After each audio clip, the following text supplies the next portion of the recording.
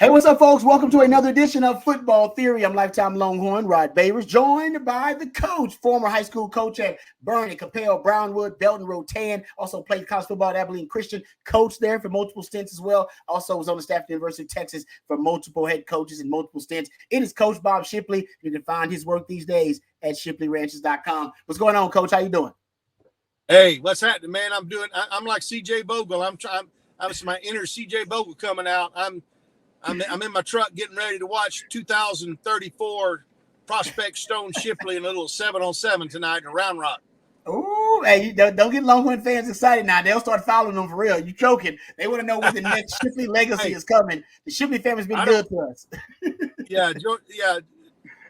Jackson posted the other day that some Georgia fan sent him 2 Georgia jerseys for his little boys. Oh. Yeah. And he posted, he says, man, things are getting serious. Some Georgia fan just randomly sent me 2 Georgia jerseys. Hey, one of them's like 3rd grade and the other's like 4 years old, you know. Hey, that's how you start them, Coach. You start them early. You know how that goes. You program them early, and then Jack's got him doing one-on-one every night in the yard. Jack is working them, man, every night doing one-on-ones. Is he coaching the defense and the offense? Are he coaching them equally? Is he giving the defense? Yeah. He coaches Stone 7-on-7 team, and he posts some highlights on Stone on his Facebook. You can check him out, Jackson's Facebook. I don't know if he puts it on Instagram or whatever, but he does the one-on-one backyards. The Steiner Shipley, I don't know if he's 3 or 4, but that dude, he's a scrappy little sucker, man. He's a defensive guy. DB, baby. That's right. He get up and talk some smack. They're born, Coach. They're not made. The DBs are born. They're born that way. That's right. All right. Good stuff there, Coach. All right. Looking forward to the next generation of Shipleys. Before we get started on football theory today, we're talking pre-snap motion. Turns out, Sark pays a lot of attention to the NFL. He's got his favorites that he follows in the NFL, steals concepts from them, learns their philosophy, oftentimes will, use and replicate a lot of the things that they're doing. Well, there's an NFL coach who actually took some of Sark's concepts. He actually took a lot of Sark's offense so that he could, adapt that offense, adapt those concepts to the current quarterback that he has, which was a Sark quarterback. And I think Sark should return the favor and look more at this NFL offense, especially in regards to pre-snap motion. We'll talk about that here in just a second. But first, let's thank our fantastic sponsor, Laura Baker. Football Theory brought to you by accomplished Austin realtor Laura Baker. Laura and the Andy Allen team at Keller Williams can handle all of your real estate needs in the Austin area. Laura is not only a diehard Longhorn fan, but a longtime Austin real estate expert. So please give her a shout today at 512-784-0505. That's 512-784-0505. Or you can email her at laura@andyallenteam.com. So thank you very much to Laura Baker and the Andy Allen team there at Keller Williams. All right, Coach, let's talk about pre-snap motion. And I'll start off with a story. It's an anecdotal one. I heard some of my favorite football theories discussing the Miami Dolphins offense. Miami Dolphins offense is one of the best offenses in the NFL, and they use more pre-snap motion and more motion at the snap. Which means a guy in motion when the ball is snapped. They use more of that than any team in the NFL. And we'll get back to that in a second. But one of the things that stood out to me was they said that the Mike McDaniel offense had a lot of concepts that they took from Sark's offense there at Alabama because they wanted to make, and Mike McDaniel wanted to make Tua more comfortable. And he kind of went back to some of the concepts that worked for him in Alabama, like the RPO-based passing game, the first read, kind of wide window throws. There's a lot of quick game, ball getting out quick in that offense with Tua. And they were discussing that, it was very similar stylistically, philosophically to Sark's offense. And I thought to myself, that makes sense because a lot of the times when I noticed from the Shanahan clan, I remember when they drafted RG3, the Shanahans went down to Baylor and they talked to Art Browse, said, Art Browse, we need that playbook, man. We got to draft this guy this high. We need to be able to weaponize them, and we need to know all the concepts you weaponize them with. It's only going to help you. And this is how oftentimes ideas are shared. So when you draft a quarterback, some of the ideas and some of the concepts, they trickle up with them to the NFL because of the coaching, which makes a lot of sense, right? That's how you have a quarterback-friendly offense. You do things that your quarterback's comfortable with. So with that being said, though, we also know that Sark pays a lot of attention to the NFL. He loves the Mick Shanahan coaching tree. He talks about it all the time. And I'm not sure if he's actually put Coach Mike McDaniel on that list yet. We know he talks about Sean McVay. He talks about Kyle Shanahan, how he's went to visit those guys and study their offenses. But I don't know if he studied the Mike McDaniel offense enough. And what I'm learning is that stylistically, philosophically, there may be a lot of ties and connections, connective tissue between those offenses. And one of them is pre-snap motion that I think Sark should use more of. And the Miami Dolphins, they use pre-snap motion 82% rate. So 82% of the plays lead the NFL in pre-snap motion. The 49ers, by the way, are second 70% of the time. The Rams are third 69% of the time. Right, these are all the McShanahan offenses. They lead the NFL in pre-snap motion rate. After that, there's Green Bay's at 64%. So the top 4 offenses in pre-snap motion are all McShanahan offenses. Getting back to Sark studying those offenses. But they use pre-snap motion, coach, at a much higher rate than Sark does. They're all above 60%. Matter of fact, the best offenses in the NFL are above 60%. The NFL average in pre-snap motion is 50%. But Sark is around 50 to 55%. That's one area where he's kind of stayed relatively, I would say he's relatively conservative in that area. In a lot of places, he's not really conservative. What do you attribute that to, Coach? Why not more pre-snap motion? Because there's no doubt it works for Sark. But why still keep it at between 50 and 55% when a lot of his NFL, obviously the guys he looks up, the mentors he's had in the league, they're all well above 60, even approaching 70, 80% of the time.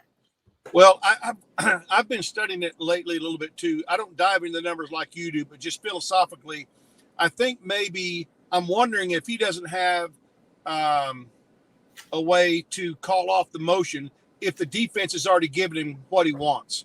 Because one of the advantages, obviously, of pre-snap motion is to give you a clue as to what the defense is going to be in. They're going to have 2 high safeties. They're going to have 3 deep, 3 high, 2 high. That's the first thing you teach a quarterback to look at. Is there 1 high, 2 high? Is it going to be 3 deep? What's it going to be? It gives you blocking angles sometimes on runs. And if you've got what you want, there's no sense in doing pre-snap motion, if whether it's a passing play or a running play. So that would be pretty advanced. I don't know if he does that or not, but that could be one reason. Another reason is, you keep the defense off balance a little bit, because if they're expecting it 85% of the time, then sometimes you can catch them off guard.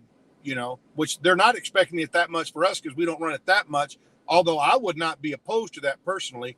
But, it's a chess game. You're looking for clues. You're looking for clues. You know what it's like. We've talked about this before on Football Theory, Rod. When you're a defense, you're lying back there, you know what the formation is, you know what the tendencies are, and you don't have to change anything. Bam, advantage defense. Mm-hmm. But now, anytime you can make the defense change their call, it's got to get communicated to a lot of players. Maybe not. It doesn't affect all 11 many times, but it does. It can affect 7 guys, up to 7 guys, and maybe more than that.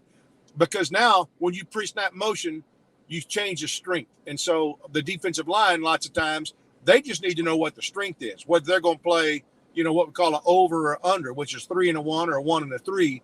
And so I don't know why he has kind of been consistent at that.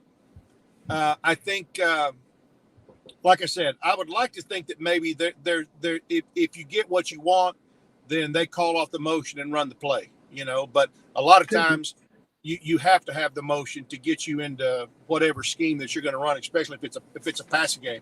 If it's a running game, you may not want to do it because you already got the angles and the defense that you want. Why move them into something that makes the play call worse? So I think that could possibly be part of it. No, you're right about that, Coach. That could definitely be it. I mean, obviously, I'm not that knowledgeable about the Sark system to know if he has those kind of fail-safes and audibles in the system. He very well could. That makes a lot of sense, actually. I would just say this. All the numbers that I have, the metrics I have, whether it be at the college or the pro level, show that motion increases success rates, increases efficiency, increases effectiveness. You go look at quarterbacks with pre-snap motion in the NFL. Completion percentage is higher at 65% as compared to 63%. Passer rating higher, 92 passer rating with pre-snap motion. It's a 87 passer rating without pre-snap motion. 4.5 touchdowns to 2 interceptions with pre-snap motion is your touchdown interception rate. Without pre-snap motion, touchdowns drop to 3.9 touchdowns to 2.4 interceptions. Interceptions go up, touchdowns go down without pre-snap motion. I even looked at the number of success rate and the yards per carry based on number of players in motion. So with 0 players in motion, this is the NFL level, so keep that in mind.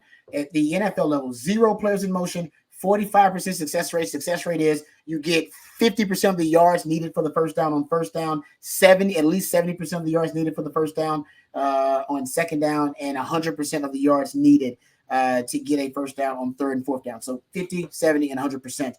So that's how you determine success rate. 0 players in motion, 4.2 yards per carry, 45% success rate. 1 player in motion, success rate jumps to 48%. You're at 4.5 yards per carry. You're a little bit better. 2 players in motion are shifting before the snap, 51% success rate, 4.5 yards per carry. But when you have 3 different players in motion, and this happens every now and then with Sark, he'll shift the tight end into the backfield, motion another guy, and have another motion going back the other way. When you have at least 3 players in motion or more, 67% success rate and 6.8 yards per carry. I remember talking to Brian Harsin about this, and Brian Harsin said he loved motion because motion causes emotion. And when players are emotional, sometimes they make bad decisions. Right? I always tell you, don't make a big decision when you're emotional. You want to be able to collect yourself. Well, he says basically, and I agree with this, because I'm a defensive player, motion freaks out defensive players. Like you said, it changes the strength. Usually that's when they start communicating. You can cause a crisis in miscommunication that way too. And you can cause defensive players to have to process way too much and therefore make a critical error of some kind. So more motion means it's better for the offense, period. Whether you're talking about the rates of motion or you're talking about more motion on one given play. And when I looked at the 2023 numbers, passer rating with pre-snap motion, 94. Passer rating without pre-snap motion, 85. Like it just, no matter what year you're looking at, no matter how you're looking at it, the offenses are better with more motion. And I think Sark, now whether, like you said, you made a good point about the fail safes, but regardless, he needs to start using more motion. His offense, although at one point was on the cutting edge of motion and pre-snap motion and motion at the snap, right now you're right at the average. You're just average in pre-snap motion. And I think if you go above that average, 60%, maybe even 70%, there's no doubt the numbers I have say your offense is going to be a whole lot better. Yeah, one of the things about pre-snap motion that's critical is your film study Sunday and Monday, especially your self-scouting. I think a little girl might have just come in your office. You got a little baby girl come in your office? My wife has got her in the window. Hey,